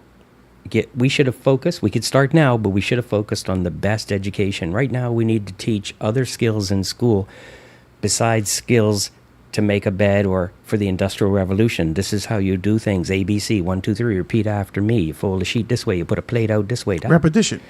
A robot is going to take that job. Doing it in the US right now in some restaurants. So we need to be teaching strategy like chess. We need to be teaching money in schools. We need to be teaching AI. In China, they're teaching AI in primary school. What are we doing to curriculum? We need to get an overhaul of education because it all starts with education. But it comes back to whether or not we're competing with anyone. Are we competing with China? Are we competing with the United States of America? Are we competing with Jamaica? We're not competing. So we're in this kind of a content position, and people accept this kind of lackadaisical, lackluster service from the world over, right? They've actually coined it. Oh, we are on island time. We are on Bahamian time. We're here in these particular spaces, but not necessarily being able to give clarity to anything else. Let's take this telephone call. This is Anton. Anton, go ahead. Hey, Anton, go ahead. What's happening? Hey, Howard, you can hear me clearly? Yeah, man, go ahead. Okay, right. Good afternoon to yourself. Good afternoon, Graham. Good afternoon, Foundation Nation. As it relates to this conversation, creating millionaires in our country, this is something I've been channeling and leading the conversation on in talk shows over the last 20 years in our country, right? And that's a challenge. It has been a challenge. We have had some millionaires that were created, definitely, right? We can't deny that some people were made millionaires, but in mass numbers, absolutely not. No. And here's the crazy thing about it. Current Prime Minister, Mr. Davis. See, Howard, you have to have a team around you who's also prepared to support that level of thinking. Mr. Davis is one of those persons, as a Prime Minister, as a leader. He absolutely believes in creating, in wealth creation for Bahamians. Well, let me put a plug in for me. Let me put a plug in right now. Mm-hmm. Before the end of September, I could have my guy on the ground, and between the next 10 months to 12 months, we could build 200 houses. 200 houses in a space. Listen, because I'm watching what's happening. I'm watching what's going on. And I'm stuck outside the gate. I'm like Mordecai, I screaming, trying to be able to get inside the gate. But there are opportunities and relationships that I have forged. And I speak for Howard, but there are so many Bahamians who are actively working, seeking to get what we believe that the government of the Bahamas needs for transformation in this country. But when we present it, we're rejected. When we present it, we're denied. When we present it, we don't have that ilk, that cloth. We're not from that particular grouping, and we're not given the opportunities of access that we want. And that's a lot of the times is what it is. We have you can hear me, Howard? Go ahead, yeah, man. We have a bad habit in the country of continually funneling money in one particular direction, right? In the direction of the already wealthy and super wealthy in the country. And that has been creating a clog in the system. And I was of the view, and I'm still of the view, that this current administration can begin to chip away in a serious way at that mindset, Howard, because it's going to take a stubborn effort, a continuous reminder to the powers that be that we Bahamians are out here waiting, not for crumbs from the table, right? We are waiting for those of us who have already proven ourselves. We're waiting for the opportunity to climb to the top of the mountain. Similarly to those who are at the top of the mountain and continually eating from the top of the mountain, right? Which can't be right It cannot be right in a democratic society. Can't it be cannot be right. It cannot be right in a small population where we have all the opportunity, all the power to make the change. But for one or two people around the table who's not of the mindset to see regular, average, middle class, everyday Bahamians empowered, and they therefore shut the door behind them. And that's unfortunate. That's unfortunate, but that's just what happens. I appreciate your telephone call, Anton. Before you go, Anton, Uh-huh. let me tell you something. What you said today, restore all the faith I had in you. You have, today you were. Listen to me, and this is being archived. You were the best you've ever been today, and what I'm about to say after you leave is built on what you're saying. Because can you imagine whichever prime minister does what you just said, he will be there longer than Celinda and Oscar Pinland. Listen, Howard, let me end with this point right here, Howard, because Graham, this is something I've been promoting for the last 20 years. But in particular, Graham and Foundation Nation and Howard, during this administration right here, I sat on the economic empowerment platform for the party, right? And this was one of the ideas that I was pushing hardest. Let's empower our people. Let's create not only millionaires, 10,000aires. Let's create 100,000aires. Let's create millionaires. Let's meet people where they are. And by the end of this administration, they have graduated or grown to another level. We don't leave them where they are. We meet them one place and we move them to the next. And so Graham. So Anton, you see what you just said, right? If someone came into my cabinet or any meeting with me, if I was leader, and I don't want to be, I would have said, sir, I want you to head that up. I'm going to give you 1 year to head that up. Yep. And I'm going to facilitate it with accountants, with whatever we need, Ministry of Finance. And I want you to head that up. And not just those numbers. I want you to grow that to 500 to 3,000 Bahamians. Me and you on the same page, the very same page right now with where we are, this ticket that we are on, Graham. And this is exactly what I was looking forward to. Unfortunately, some things didn't work out the way it was intended to work out, the way it was agreed and discussed to work out. But that's the thinking, Graham, and I'll end with this, Howard. If Prime Minister Davis continues to move the mountains around him that are prohibiting him from doing the things that is in his heart to create these millionaires, 100,000aires, 10,000aires, listen, man, the Bahamian people will reward the PLP or any government that has the nerve to do it with a longevity in leadership in this country that would surpass Celinda. Thank you for the opportunity, Howard. Thank you, man. God bless. Thank you, I appreciate you, man. Thank you, man. No crumbs, but ownership. And that's just what it is. That's what I gathered from what he just said. And, you know, we've had the same message, Howard, forever, right? You feel like the guy building that pyramid, but not owning it. And that's backbreaking work. That's called slavery. Yes, it is. It's slavery. Watch this. We have all You're building a pyramid, but you don't own it. Well, the you people may not were be an Egyptian. No. Yeah, right? You may not be the Egyptian was eating grapes and stuff. But think about it. The number one thing Obi Wilshcombe told me is we need more heads in beds. Not more cruise ships coming for a few minutes and leaving. More heads in beds, because the head in bed got to do what? He got to eat something. And I don't want a resort. I want a hotel. Remember the Holiday Inn on PI? Mm-hmm. You didn't have 16 restaurants in there, eh? No, you had to come out. You had to come and eat with us.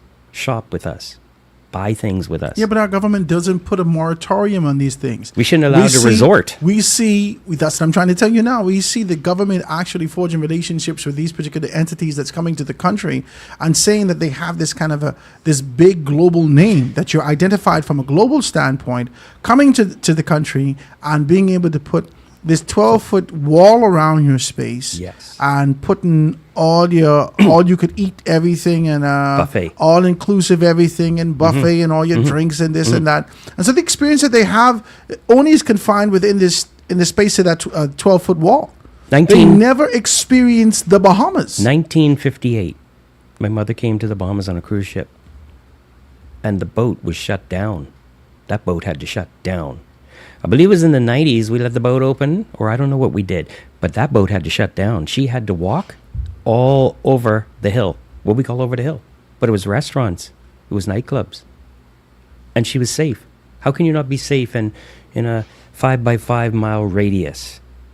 You don't want safety then, because after 52 years you wanted safety, you would have had Nassau on lock. Yeah. I mean, There's some things that can like be it or done. not, DC just got no killings in a week. So if you could do it for that big an area, Hold on. Are you trying to no, I'm not propagate- saying I'm not promoting any individual. I'm saying not individual, but a particular mindset. Do you believe that there should be martial law? no, not martial law. But if you got people doing what we're doing and the tourists and the Bahamians' life in risk, right? You should police differently. You understand? Not martial law, but police differently. Yeah, but that causes a problem in our society because you're the safest when you go downtown. All the police in Nassau are downtown. Why is that? Every time, yeah, because they're concerned. Well, I can't say they're concerned. Why can't I be safe in Montel Heights just as I am downtown? Because there ain't enough police officers to be swarming Montel Heights. And you know, money in Montel Why should you have to Heights. swarm? You know, money in Montel Heights. Oh, Let's be very okay. clear about this. The money coming in from the cruise ships downtown, the money coming in from the airports, the money coming in from these particular spaces, we got to ensure that our customers are safe. We got to ensure that the U.S. Embassy doesn't identify Blacklist, yeah. and blacklist us and say that it's not safe. And so the resources that we have to ensure that we could be able to take care of the people are now dispersed to ensure that we can be able to take care of the foreigners that are coming in or to the tourists that are coming in to ensure that we can be able to maintain what we have as a nation. So instead of building another city around your boat and allowing the beach on Paradise Island to have the tourists from the boat go there instead of my Junkanoo beaches or Montague beaches or wherever, why did we basically, and you're going to see it, and Glenna Santa Martin said it, I think it was 2017, and I said it, and Obie Wilshcombe said it, are we going to keep the tourists isolated? Am I going to be able to go on that shuttle over to that beach on Paradise Island by the lighthouse? Or is that just going to be for the tourists? This is segregation. You see what's coming? I hope, I'm not going to preempt anything. When the lighthouse beach opens up, bring me on the show, and let's, about 2 months later, and let's have a discussion. You and Toby here. No, I mean, I don't think it should go to one individual. I think that's the people's land. We have ownership in that land. Your boat is going to put something on the land. We should have a joint venture. It shouldn't be where someone come and leases land and does whatever happens around this country. It's who's negotiating the deals. Anyway, back to Anton. Anton, this is for you. Why don't we say the 200 homes that Howard wants to build, right? I want those 200 homes. I let them go, you know. No, I want those in Andros. Listen to this, Howard. But I also want I can another. put them in Andres today. Yes, but I want you to put another 200. One call. Hey, listen, cuz, what's up? Boom, boom, boom. Hey, Howard, haven't heard from you in so long. Could you do 400? We could do 1,000. Let's do 1,000. I want 5. Listen to this Yeah. vision. I want 500 homes in Andros for Bahamian citizens that are struggling in New Providence. And I want another 500 homes, right? And when we say home, this doesn't have to be big. This could be small as a duplex. Watch it now. They're going to live in one, and the other one's going to be on VBRO, Airbnb, and all kind of Bahamas B&B, which I said we should have done a long But time. I think that We're when I going to look at own this- tourism instead of working in When it. I look at this, I've said for some time, I don't know why, and I got to take a commercial break, Yeah. but I don't know why the government has taken on this kind of position where they don't truly empower the Bahamian people. I don't know why. We've been talking about this crown land. You got Lincoln talking about how much crown land exists in this particular space. You got him talking about Granville did too. Granville talked about it. 3 million acres? Right, yeah. The government was supposed to, under the last administration, being able to do a proper assessment and an inventory of all the crown land that was in these particular spaces. They never did that. Right? We're talking about how do we empower people and really be, listen, land is king. When you could be able to own land, you own a part of the rock, but, you know, The bank asks you for land when you go there, nothing else. When the investor comes, he wants land, nothing else really. That's where they start, with the land. And they don't want no 20-year lease. They want ownership, man. They want ownership. You see what happened in Grand Bahama with the big boat? That land. Look what could be done once you have the land. They want ownership. The money will come. You don't think you could have called your friend and said, hey, I've got this much land in Grand Bahama, and I want to put 500 Airbnbs on that same land? But you see, you keep... you would have been a grand wizard and rich. But they don't want that. You could imagine Howard walking around here with gold shoes. They don't know what to do with me. You know, Howard, when you get... Are you floating? We need to... levitating. Okay, we need to get... Let me levitate. Leave me alone. Right? When you get that rich, you know what you can drive? An old Honda Civic. Oh, come on now. Because you can say, I don't want to waste the money. I might just drive a scooter. You know, these fellas on the scooter, they rich. I just want to be very clear. I just messing with you. Guys, let me take this quick commercial break. I'm sitting here with Graham Rutherford, being able to talk about where we are in the country and looking at all these particular prospects and concepts and ideas and how to be able to pull that together. I'm going to talk about this. I'm going to take this quick break, guys. I'm going to be right back. I told you that I would wear your wedding ring, but you knew that you could never be true to me, and so you packed your bags and you ran away from me. Oh, don't ever think I'll let you go. I might as well let you know. No matter what you say or do, I'll keep on loving you.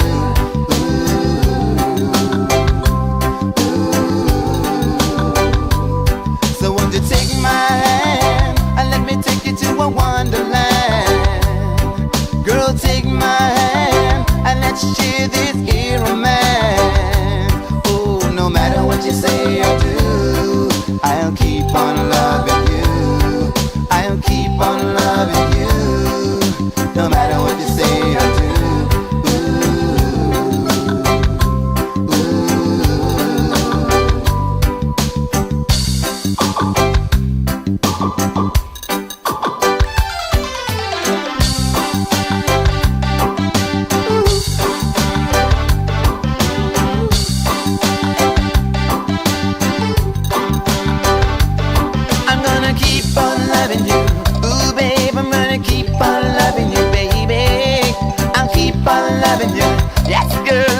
Keep on loving you, baby.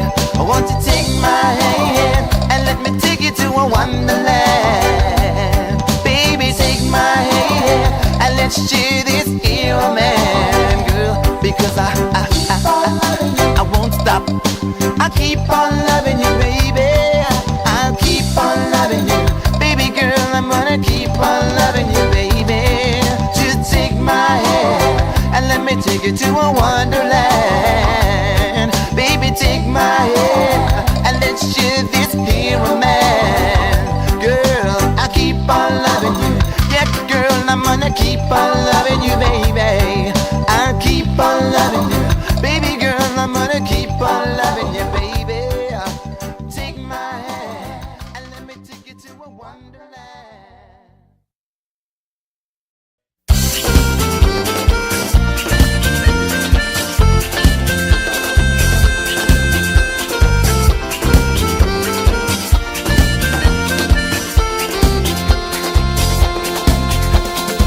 Early morning on the run, grab my bike, jump in my car, head for Western Air. And the crowd fest over there, they say it's bigger and better, sweeter and harder, lively and merrier, celebrating, having fun. Oh my Andres, here I come. Oh yeah. See how to welcome you, take care for you, make you feel at home. Lovely people from all over, come down for the culture. See how they jump, just see how they dance at the prophets. See how they move and they groove at the prophets. Oh yeah. See boy, my family big, got to carry plenty things, something for everyone. Can't forget where you come from. They educate us, everyone. Oh yeah. All creeds and colors mixing together, the different flavors. Now the festival's so unique. And the crowd crawling around your feet. Oh yeah. See how they dance, see how they clap at the crowd fest. See how they move and groove at the crowd fest. Oh yeah. Come on down, enjoy yourself at the crowd fest. Come on down, respect yourself, you might get lucky at the crowd fest. Bohog and the Rooters, Lassido and the boys, Ed Moxie, the Brylands coming to you. Long Island boys sucking it to you. Oh yeah. When you're having fun, you hope it's never done. Feeling good inside, time flies right on by. Keep this festival alive. Oh yeah. See how they dance, see how they clap at the crowd fest. See how they move and groove at the crowd fest. Oh yeah.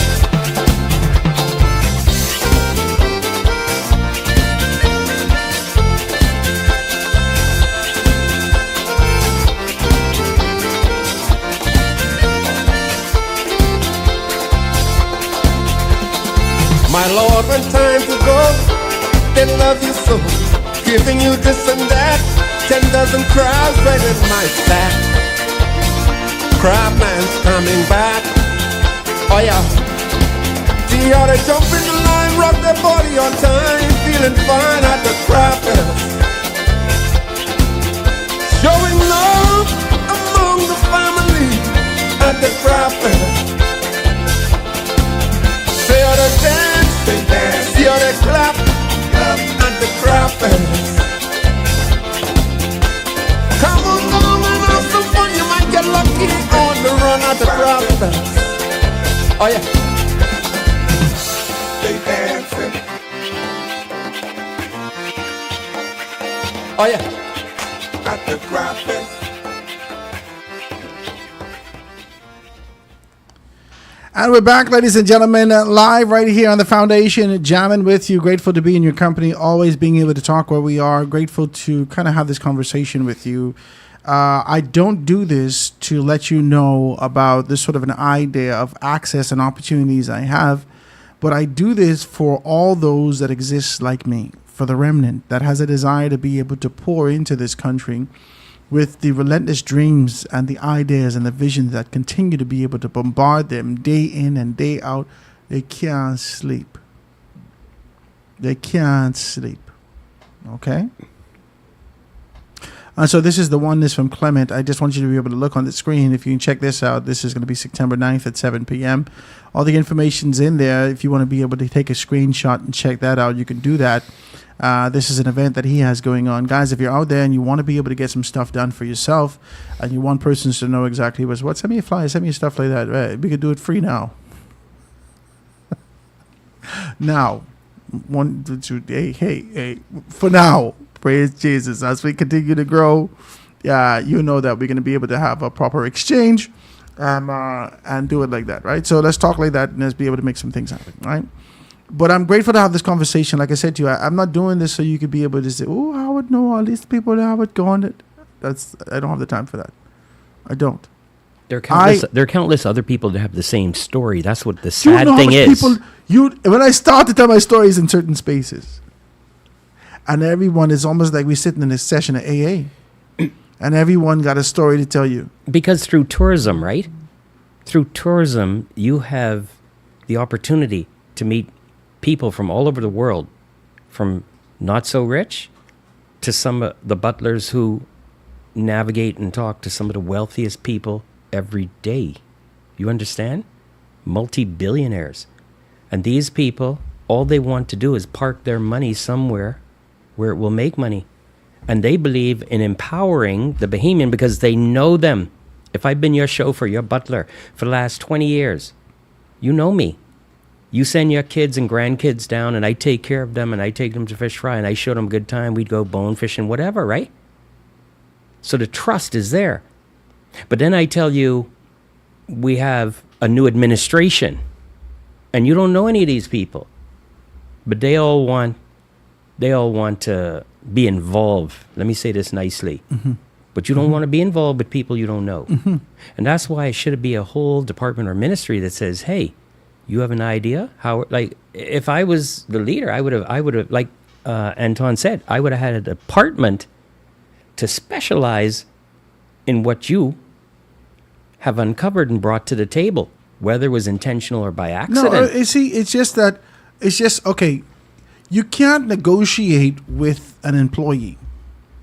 Simple.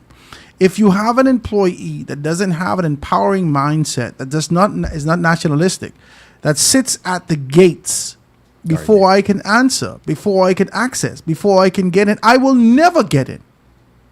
I will never get in. If you have an employee mindset, whether he's an elder, whether however, and he sits out or she sits at the gates. The gatekeeper. These are the gatekeepers. And all they could see is how much job this is, how much money you can throw out for me. They don't see long term in this. They don't see future in this. And they definitely don't see ownership for you. And they don't see ownership for the Bahamian. Ownership? No, you shouldn't have the ownership. These Negroes, So I know you from East Street. You grow up in this and that. You all didn't that. You all from Strawn's Corner. You all from the Valley. You all from this. You all from that. You all this boy from where? What? Where? No, boy. He's an affluent people. He don't know how to do that. Give it to me. I'll do it for you. Sir, your lazy guts. And I just want to be decent. I don't want guts. You never do nothing in your life. But today when I bring this to you, all of a sudden I must give this to you. Mister, if you get out of my face. You never do nothing. Never try nothing in your life. Never bet. I tell you, everything I did, I invest. So our best ideas and country's potential lay in the graveyard. But I can't say that, Graham, because life ain't over yet. Well, I'm saying to date, not in the future. But I mean, think about it, Howard. After there's a great deal of great ideas have died with these people. Well, there's a great deal of great ideas that has gone unspoken because of the fear of victimization, because of the fear of suppression, because of the fear of being able to get through this red tape. And you know what disappoints me is that, more specifically, the Free National Movement Administration, there is a desire to be able to get to expedience under the past administration. And they've done everything to be able to cut down to the ease of doing business. I think we were 124th or 129th on the global scale for the ease of doing business. But I think the ease of doing business should be expedited for internally. Indigenous. I wanted to say organic, but let me say indigenous people. The Bahamian should be expedited over some that's a principle, though. Entity. That's a principle, Graham. And you have to take that. If you don't, then I can't vote for you, unfortunately. The principle is once you take care of it from an internal standpoint, automatically it takes care of itself from an external standpoint. Once you create these entities that persons can be able to access and get opportunities. Listen, I shouldn't have to give everybody lunch money to get business done. I understand what you're saying there. But anyway. I buy more Kentucky and this and that and then bamboo shack and all these things. You all right, my baby? You look hungry. You want to listen, I need some help with boom, boom, boom, boom, boom, boom, boom. I really felt good when the Bahamas Development Bank started because I thought it would have been that entity that would have, But I had issues at Bahamas Development Bank. Yeah. Unfortunately, it didn't turn out. I tell you the story when I go to the Bahamas Development Bank with the concept. My mother had just won in her particular capacity as Member of Parliament for 8 Mile Rock in 2007. I lost my job the year before. I was looking for an opportunity to be able to expand into my landscaping business that I had in Grand Bahama, and I needed a couple dollars. I went there. The fellas say, you was a grant? I said, yes, sir. Your mother is Vernet Grant? I said, yes, sir. He said, man, you don't need this money.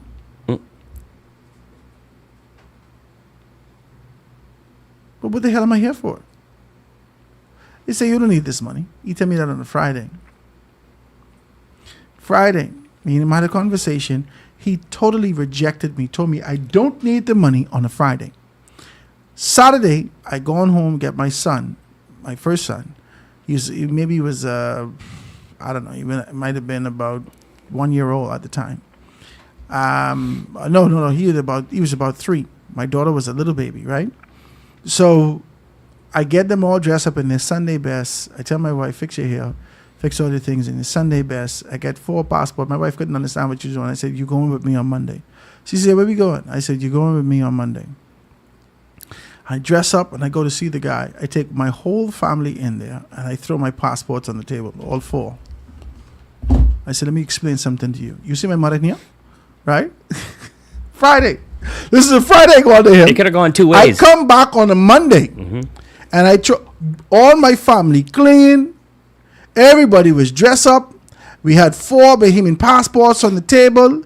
He sat in the capacity for working for the government. I didn't ask any favors. I came there and I said, look around. You see any of my mother in here? I asked him, I said, look, you see my mother in here? I said, as a man, I came to you and I asked you these particular things. Don't you ever, my children are Bahamian, I'm Bahamian, and we should have access to these particular things. Now, if I ask you these things, you tell me I don't need something, and I stood up.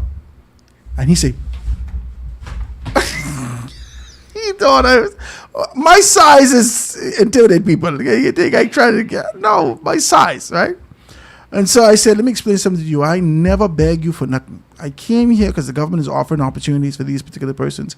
I've had problems with every entity, whether that be banks, whether that be commercial institutions, every entity for an opportunity to be able to find out how can I access startup capital to get something done. They want all my business plan before they could decide if they can give me something. So you could teach my business plan. That's a big issue. What color T-shirt y'all had on? Huh? So you could teach my business plan. That's a big problem. So you could put it on the shelf. And so in 5 years, I could see the concept that I had operating in society and I get nothing from it. That's what you want me to do. Because I name idiot. And that's what you want. No, boy. You know, Howard, I'm going to show you something. This is West End. You familiar, right? Of course. And what I'm showing Howard is one section of West End all developed and looking nice, correct? And then just outside, I'm showing you a different type of West End. You see it? What looked like shouldn't look. This is Google, guys. I don't know if you could be able to see this and be able to see exactly what Let me hold it up. Right? Let them hold it up. Yeah. Is this the West End right there? The whole, when I say West End has the potential, right, with what I told you and I told former minister, this is how some people are living, gated. That's the Ginsumar community. With a nice canal. And that is for sale. Yes, and if you come a little further out, this is West End. After 52 years. I reject that, you know. It still looks like it's in horrible condition. It's Google Earth. You can go look at it. And so you could take that whole West End and you could do some things that you have connectivity to do. But we as Bahamians seem to get stifled. Well, my connectivity has placed me in this position. And the only reason I haven't tapped into it is because at some point or another, you have to go through government to get approvals. EIA and this one and the next one. And you find yourself stifled, and I think a lot of persons, you find yourself stifled, and I don't have the money to reach. If you watch the fire, the fire, what is it called, the fire thing, with Ja Rule and all those persons who was here. If you watch the documentary that was on Netflix? On Netflix. Yeah. If you watch the documentary on Netflix, and what the fellas say, he was willing to take one for the team. He thought he had to go and... Yeah. I can't. I don't have the time for this. I don't. As a Bahamian, I guarantee you, I'm going to create more than 150 jobs. I guarantee you. You're actually going to create ownership if you put a spin on it where the people... And just with these people working with me, that's just one of the disadvantages of when Bahamians working with you, right? You could have foreigners work with you. They never concerned about your money. Never. I had some Bahamian guys work with me. They concerned about my money all day. Boss, how much you get for that one? Comparing notes. I paying you on Friday, eh? Yeah, but boss, if you charging $300 and we didn't do 10 of these today, you must make about $10,000, $3,000. We good with percentages, you know. Sir, And they want some ownership in that. you're wilding out counting my money. Huh? If you could do this, you could do this yourself. But you can't. That's why you're working for me. Yeah, but boss, you need to pay me more. You must rather going through like that. Until I say, I don't think I'm going to hire local anymore. It sounds like that's the same concept, the level above you, that you're having to go see somebody and they're thinking that way. You know That's what I mean? crazy. Like who you is. It's so easy to fix the Bahamas, Howard, because we have people now that have grown up with a phone in a digital age like you. And you've been exposed to stuff. Even though we didn't give you the best school that we should have, you've escaped school through the phone, right? And you didn't go to college or university, and we see those all falling apart in the U.S. right now, right? So with that phone, you're self-educated. And you know what you want to do, and you see the potential of different things around the world, and you're like, why can't I do this here? The Crown Prince, UAE, the guy goes on 60 Minutes, and he goes, if you can have it in England or America, why can't I have it here? Simple. In the middle of the desert. And We they got created- islands with luscious sand and water and everything else. This man is in the middle of the desert and saying, they why can't I do created- it? Oh, he has oil. Well, we have oil and natural gas too. We didn't even need to touch the oil and natural gas. And then they go to Bahamas is tiny, insignificant, and whatever. We go in the ocean almost all the way up to Jacksonville. We're a huge country. We're not tiny and insignificant. We're in the Atlantic Ocean next to Miami and extremely wealthy. The only thing broke around here is ideas. Money comes. Money follows ideas. Like you said, you had the idea. The man in the States hunt you down with the money. He hunt me down. So And I tell him I could give him access to this administration. He said he's working with some people. sometimes- somebody texts us down and say those fellas on the scooters heavyweights indeed, right? Somebody texts us. Well, I tell you one thing here, right? I drive around, I look at people, I peep in the window of the Beamer and the yellow light on, it ain't got no gas, but it's a new BMW. You know what's really sad? We have one person in every car. Now, I understand a car taking children to school, right? But if it's just you or me, one person, and I'm heading to go get some fast food or I go in downtown, whatever, why wouldn't I get on a scooter? They do it in Bermuda. They give you incentives to be on a scooter. And you Our burn government's $5 gas a week. What the Yeah, truck burning? Listen, hold on, don't even ask, because And you park wherever. the truck is burning $130 gas a week. Ouch. Why Are we paying? Hey, 7 days? we ain't got enough show. Why are we paying $5.50 US dollars for a gallon of gas? And right there, 30 miles away in Miami, they paying $3.25. And let me show you this, Howard. Gas in Venezuela today is 13 cents a gallon. So if you got a 10-gallon tank, But they don't want that. it's $1.30. Everything here is double. Could you imagine if you fill your car up for $2.60 a week? What you could do with the extra money? And let's just do the power roll right now. You put VAT, 10% on my school fee, and then you give me a backpack. Who paid for the backpack? We have to teach money in school. They Because, ain't teaching money. huh? They're not teaching money. You giving me this backpack, I don't know where it is, what the quality is. I could buy a Kipling backpack if you stop putting VAT on my school fee. You know Kipling? Well, So what's going on? This is the richest country in the world. People visit me from all over the U.S., all over Canada, and they go, my God, you could pay $5.50 for a gallon of gas, and guess how tough it is here? We pull up to the gas station. Americans jump out and trying to put gas in the SD, right? The pump attendant say, hey, don't touch that. Bahamians are royalty. We pump that gas for you. You crazy, eh? You always have to do that in the U.S. because y'all broke. When you go to the food store here, the Americans trying to put the grocery in the bag. No, don't touch that. We can put that in the bag for you yeah, and but take what it to you the de- car. What you're describing is Rich people. What you're describing is the idea of a job being taken away from them. Yes. Pack and bag is a job, Yes. which many persons, unfortunately, turn into a career. Pumping gas is a job, Yes. which unfortunately persons have turned into a career. But I wouldn't want to take those jobs away. You understand?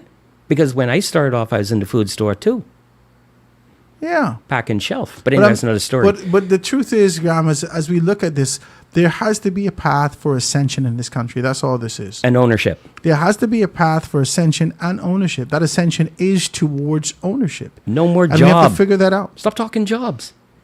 Let's talk about it, man. Graham, I had a good conversation with you. Good time, guys. Make sure you pick up the papers, check them out. Always keep abreast with those things. I want to thank all you guys. Remember, like I said, go down to the hospital, Mayo Surgical Ward, and you could be able to give some blood for my very good uncle, William Bill Poitier, who was the comptroller out of customs. You should know him. He's done well. Wesley Methodist Church continues to be able to ask for persons to go down there and do that. If you can do that, please do that. Go check out Clem stuff. September 9th, I think he said he put it up there. You can check it out. I put it online. And I want you guys, if you have anything, please send it to me. 827-0111, 827-0111. We're going to see you tomorrow, God spare, right here on The Foundation. I have a dream where the powerful and the powerless will sit at the same table, where the haves will see the have-nots, not as burdens, but as brothers, where class will not divide us, but conviction will unite us. I have a dream that the oligarchs will remember we must all eat, that the brown-faced neo-colonialists will remember who they are and whose they are. I have a dream that fraternities will build beyond internal architecture into a national bond, that the walls of design will give way to the bridges of brotherhood, not a fraternity of symbol, but a brotherhood of substance. I have a dream that we remain focused, that we stay in our conviction and remain fearless, that we double down, fortified, to return this Bahama land to the foundation.